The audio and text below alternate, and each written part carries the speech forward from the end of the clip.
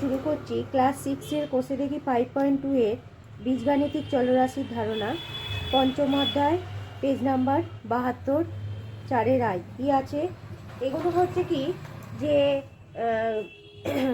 কি নিয়মটা এটা লিখতে হবে। যেমন এটা হচ্ছে তোমার যোগের বিনিময় নিয়ম। দেখো এটা এক্স প্লাস ওয়াই ছিল, সমান মানে ওয়াই প্লাস এক্স, মানে এটা মানেও যা এটা মানেও তা, শুধু এটা আগে চলে এসছে আর এটা পরে বসেছে, তাহলে এটাকে যোগের বিনিময় করেছি আমরা। তাহলে এটা লিখতে পারি, নিয়মটা লিখতে পারি যোগের, এটা হচ্ছে বিনিময় নিয়ম। ঠিক আছে, নিয়মটা লিখে দিলাম, যোগের বিনিময় নিয়ম। আচ্ছা, এটা হলো। এবার বলেছে 4a একক বলেছে। আমরা জানি বর্গক্ষেত্রের পরিসীমা মানে কি, বর্গক্ষেত্রের পরিসীমার ফর্মুলা এটা, তাই তো। 4 ইন্টু একটি বাহুর দৈর্ঘ্য, যে এটা যদি বর্গক্ষেত্র হয় তাহলে 4টি বাহু, আর একটা বাহুর দৈর্ঘ্য ধরি এ ধরি, তাহলে 4টি বাহু, 4 ইন্টু 4টি বাহু, তাহলে 4 ইন্টু একটি বাহুর দৈর্ঘ্য, তাহলে কি হবে, বর্গক্ষেত্রের পরিসীমা হবে এটা। এটা বর্গক্ষেত্রের পরিসীমার ফর্মুলা। ঠিক আছে, এগুলো কি নিয়ম মেনে চলছে সেটাই জাস্ট লিখতে হবে। এটা যদি একটা করে বাহু হয় এ, তাহলে কটা বাহু, 4টে বাহু, তাহলে 4a হবে, তাই 4a। বোঝা গেছে? আচ্ছা, এটা দেখো, এটা গুণের বিনিময় নিয়ম। X into Y equal to দিলে ওয়াই ইন্টু এক্স, মানে এটার সাথে এটা গুণ হচ্ছে, এটা আগে চলে আসছে, এটা পরে চলে যাচ্ছে, তাহলে এটা হবে গুণের বিনিময় নিয়ম। কি নিয়ম হবে সেটা শুধু লিখতে হবে, বিনিময় নিয়ম। নেক্সট অঙ্কটা বলেছে 2 ইন্টু এ প্লাস বি। তার মানে যদি আমরা এটা আয়তক্ষেত্র ধরি, আয়তক্ষেত্র যদি ধরি, তাহলে এই আয়তক্ষেত্রে যদি পরিসীমা বলে, পরিসীমার ফর্মুলা আমরা জানি। তাহলে এটা যদি এ হয় আর এটা যদি বি হয়, তাহলে দুটো করে বাহু আছে, তাই তো। এটা এ, এটা এ, এটা বি, এটা বি, তাহলে দুটো বাহু, তাহলে এটা আমাদের দাঁড়াচ্ছে কি, আয়তক্ষেত্রের পরিসীমার ফর্মুলা। ঠিক আছে, এটা হলো আয়তক্ষেত্রের পরিসীমার ফর্মুলা। ব্যাস হয়ে গেল।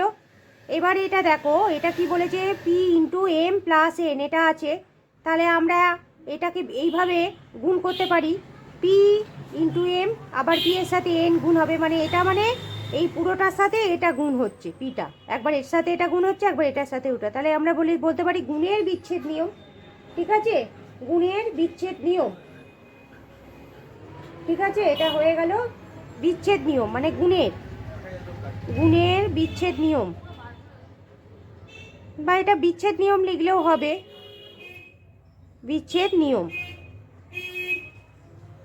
এবার এখানে কতগুলো অঙ্ক বলেছে, পাশে লিখতে হবে শুধু সমীকরণটা। মুক্তির বয়স বলছে এক্স বছর, 4 বছর বাদে মুক্তির বয়স কত হবে, তার মানে এক্স প্লাস 4, মানে 4 বছর বাদে, মানে হচ্ছে 4 বছর বেড়ে যাবে, যোগ হবে এক্স প্লাস 4। এবার পরেরটা বলেছে ফিরোজের বয়স ওয়াই বছর, 7 বছর বাদে, আগে ফিরোজের বয়স কত ছিল, তাহলে মাইনাস হবে এই যে, ঠিক আছে, এত বছর, এত বছর, এত বছর, ওয়াই মাইনাস 7 বছর হয়ে গেল।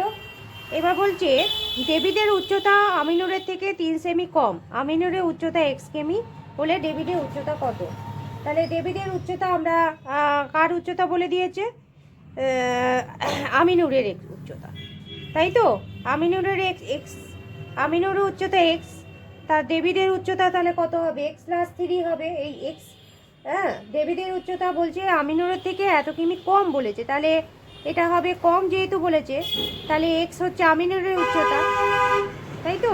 আমিনুরের উচ্চতা এক্স বলে দিয়েছে, এইটা বলে দিয়েছে। আবার কম বলেছে, আমিনুরের থেকে 3 সেমি কম, কম বলেছে, তাই এইটা হবে এত সেমি। ঠিক আছে, পরের অঙ্কটা কি বলেছে, 2x, এটা দিয়ে সমীকরণ গঠন করতে হবে, 2x প্লাস 10, এটা দিয়ে সমীকরণ গঠন করতে হবে। দেখিয়ে দিচ্ছি, দিয়ে ধরো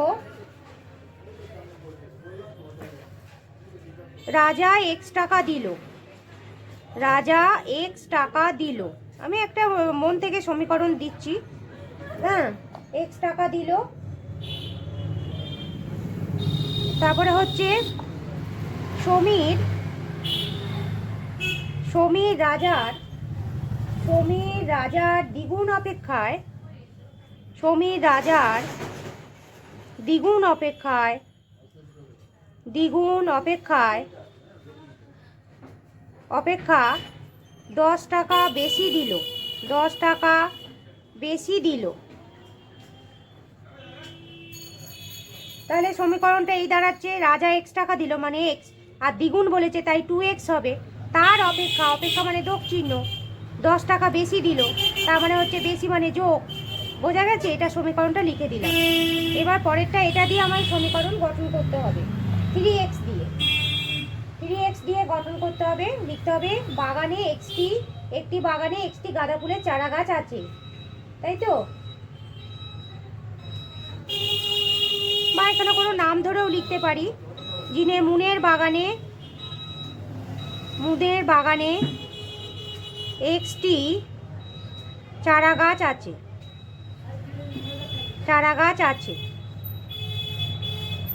ঠিক আছে?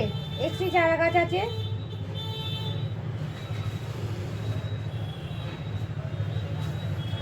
এটা মুনের বাগানে। আর সহেলির বাগানে 3 গুণ চারা গাঁদা ফুলের চারা বেশি আছে, 3 গুণ চারা। আচ্ছা, লিখতে হবে সহেলির বাগানে